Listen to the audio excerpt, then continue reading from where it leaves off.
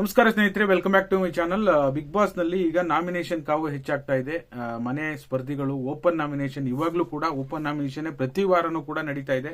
ಅದರಲ್ಲಿ ಹನುಮಂತ್ ಅವರು ರಜತ್ ಅವರಿಗೆ ಹೇಳ್ತಾರೆ, ರಜತ್ ಅಣ್ಣ, ನೀನು ನನಗೆ ಮಾತಾಡಲ್ಲ ಅಂತ ಇದ್ದೆಲ್ಲ, ನಾನು ಮಾತಾಡಿ ತೋರಿಸ್ತೀನಿ, ಮಾತಾಡಲ್ಲ ಅನ್ನೋ ರೀಸನ್ಗೆ ನಾಮಿನೇಷನ್ ಮಾಡಿದ್ಯಲ್ಲ ಅಂತ ಹೇಳಿ ಹನುಮಂತ್ ಅವರು ರಜತ್ ಅವರಿಗೆ ನಾಮಿನೇಷನ್ ಮಾಡ್ತಾರೆ. ಅದರಲ್ಲಿ ರಜತ್ ಅವರು, ನಿನಗೆ ಯಾವ ದೊಡ್ಡ ಕಾರಣ ಇದೆ ಅಂತ ಕೊಡೋದಕ್ಕೆ ಏನು ಬದನೆಕಾಯಿ ಇದೆ ಅಂತ ಹೇಳಿ ವರ್ಡ್ ಅನ್ನು ಯೂಸ್ ಮಾಡ್ತಾರೆ. ಹನುಮಂತು ಮತ್ತೆ ರಜತ್ ಅವ್ರ ಮಧ್ಯೆ ಸ್ವಲ್ಪ ಸಣ್ಣ ಜಗಳ ಆಗತ್ತೆ. ಅವನಿಗೆ ನಿಮಗೆ ಇಷ್ಟ ಆಗೋಕ್ಕಾಗಿ ನಾನು ಬಂದಿಲ್ಲ, ಜನರಿಗೆ ಇಷ್ಟ ಆಗೋಕ್ಕಾಗಿ ಬಂದೀನಿ ಅಂತ ಹೇಳಿ ಹನುಮಂತ್ ಅವರು ಒಂದು ಸ್ಟೇಟ್ಮೆಂಟ್ ಅನ್ನ ಮಾಡ್ತಾರೆ. ಆ ಸ್ಟೇಟ್ಮೆಂಟ್ ರಜತ್ ಅವರಿಗೆ ಹೇಳಿರ್ಬೋದು ಅಂತ ಅನಿಸ್ತಾ ಇದೆ, ಇಲ್ಲಾಂದ್ರೆ ಬೇರೆಯವರಿಗೆ ಹೇಳಿದ್ರು ಕೂಡ ಬಿಗ್ ಬಾಸ್ನವರು ಆ ರೀತಿ ಸೆಟ್ ಮಾಡಿರ್ತಾರೆ, ನೋಡ್ಬೇಕಾಗುತ್ತೆ. ಓಕೆನಾ. ಶಿಶಿರ್ ಮಂಜು ಅವರಿಗೆ ಸಿಕ್ಕಾಪಟ್ಟೆ ಆವಾಜ್ ಹಾಕ್ಬಿಡ್ತಾರೆ. ಮಂಜು ಅವರು ಶಿಶಿರ್ಗೆ ನಾಮಿನೇಷನ್ ಮಾಡ್ತಾರೆ.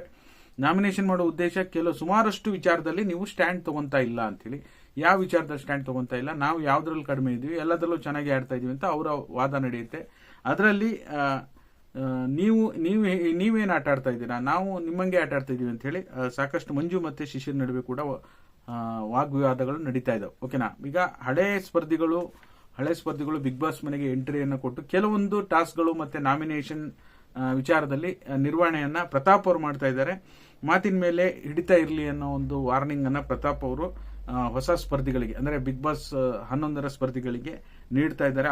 ಅವರಿಗೂ ಕೂಡ ಎಲ್ಲೋ ಒಂದ್ ಕಡೆ ಯಾವುದೋ ಒಂದು ಸ್ಟೇಟ್ಮೆಂಟ್ ಬಂದಿರೋ ಹಾಗಿದೆ.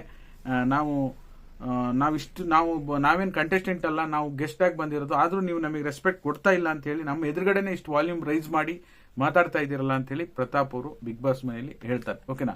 ಇಷ್ಟು ಪ್ರೋಮೋದಲ್ಲಿ ಬಂದಿರತಕ್ಕಂಥ ವಿಚಾರ.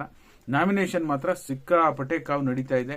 ಅದರಲ್ಲೂ ಕೂಡ ಹನುಮಂತ್ ಅವರಿಗೆ ಹೇಳಿದ್ದು, ಎಲ್ಲೋ ಒಂದ್ ಕಡೆ ರಜತ್ ಅವರು ಸ್ವಲ್ಪ ಆಟ ಆಡೋದ್ರಲ್ಲಿ ಓಕೆ, ಮನೋರಂಜನೆ ಓಕೆ, ಮಾತಾಡೋದ್ರಲ್ಲಿ ಸ್ವಲ್ಪ ಹಾರ್ಷ್ ಆಗಿದ್ದಾರೆ.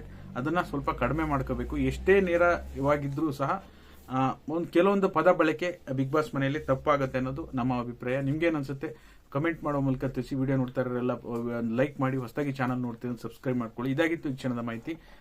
ವಿಡಿಯೋ ನೋಡಿದ್ದಕ್ಕಾಗಿ ಧನ್ಯವಾದಗಳು.